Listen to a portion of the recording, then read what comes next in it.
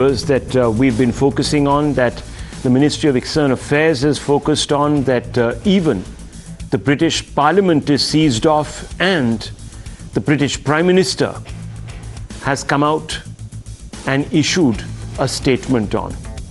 Viewers, the first part of a 3-episode documentary prepared by the BBC that claims to be an exposition on Modi's relationship with India's minorities, with an emphasis on the 2002 Gujarat riots, has run into trouble. It has sparked a massive row.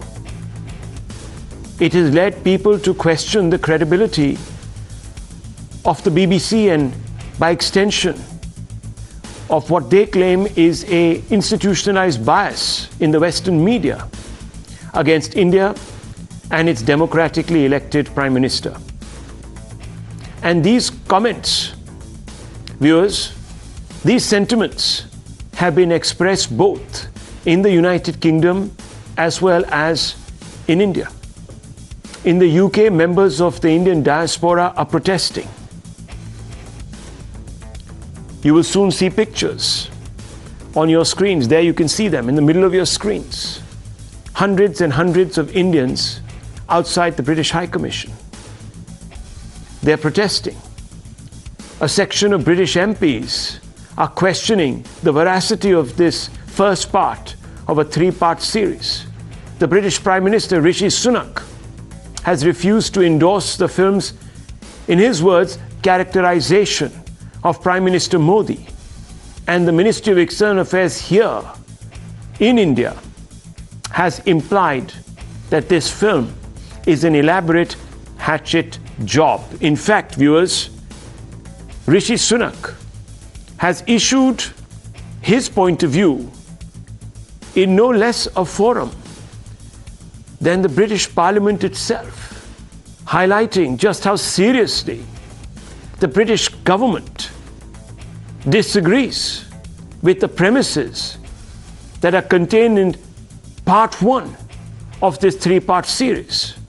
Now, viewers, let's quickly take you through some of the reactions that have come into this. And mind you, viewers, this is and remember this is not an attempt by Times Now or by any of our journalists working at Times Now to question the BBC's, and this is very, very crucial, viewers, right to make a documentary on any subject. We're not even focusing, as far as possible, on the motivations, viewers. Our efforts lie elsewhere, and as we go through this program, you will understand where we are coming from. Now, viewers, first of all, listen to the MEA's response. The Ministry of External Affairs here in India.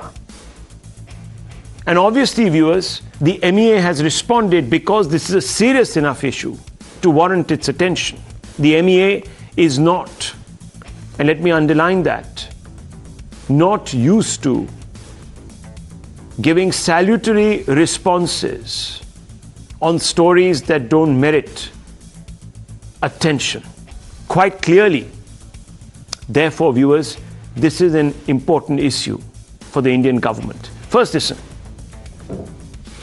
We think this is a propaganda piece designed to push a particular discredited narrative. The bias, a lack of objectivity, and frankly, a continuing colonial mindset is blatantly visible. If anything, this film or documentary is a reflection on the agency and individuals that are peddling this narrative again.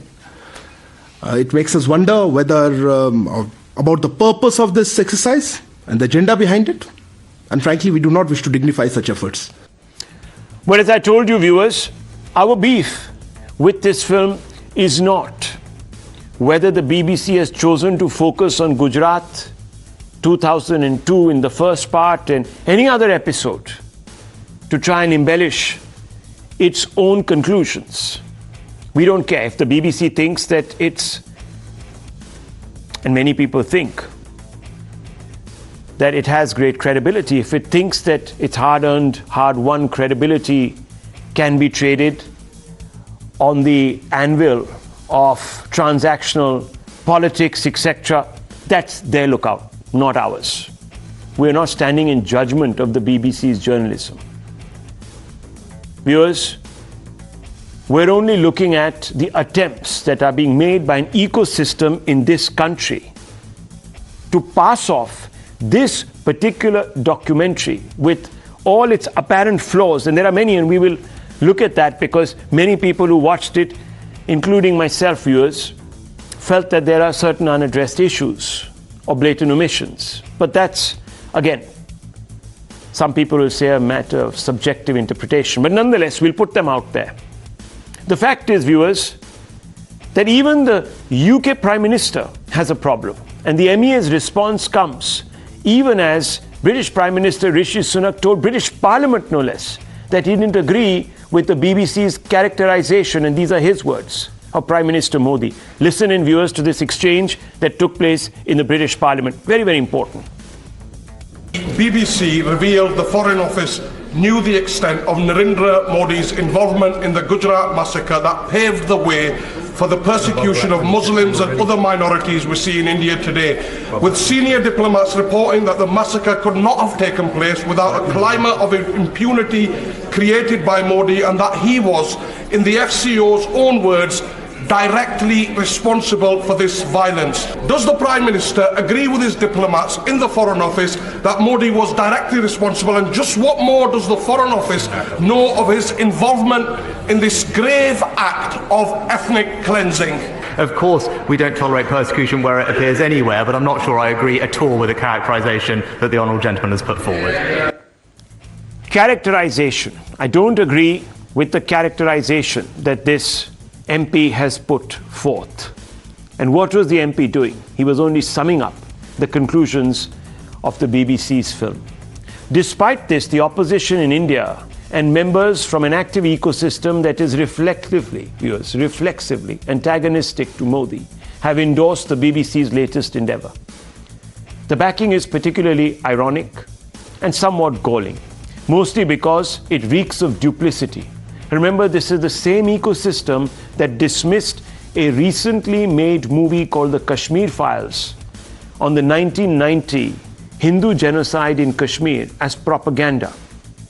Clearly, the BBC's film on the riots in Gujarat has found favour with the ecosystem and not the Kashmir Files, because the BBC's conclusions slot in conveniently with their narrative, a narrative which they believe will prove handy before the 2024 elections for them to play to the galleries. Listen in to the opposition's reactions, viewers, tonight.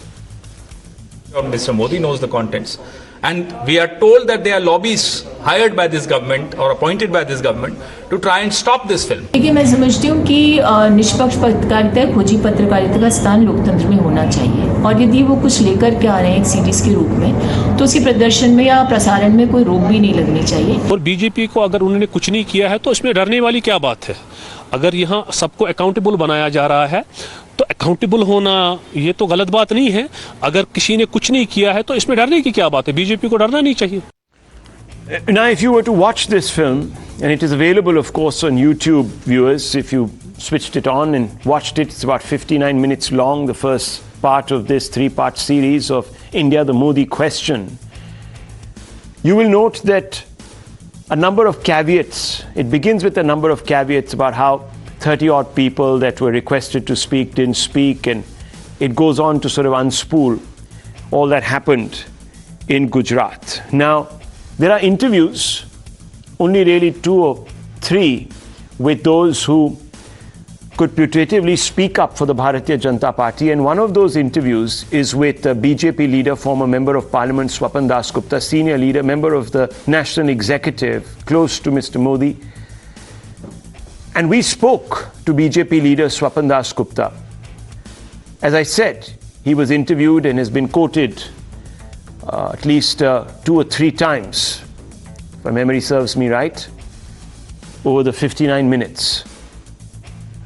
He said that the BBC misled him about the subject matter of their film and then proceeded to take his words out of context. He also has a complaint saying that they interviewed him for more than an hour, but then in the end only took about collectively 2 or 3 minutes of his views. Now, of course, the BBC is entitled to pick and choose whatever it wants, and that's quite standard. But if he has been misled on the subject matter, then that could be problematic, viewers. But first, listen in to Swapan Das Gupta.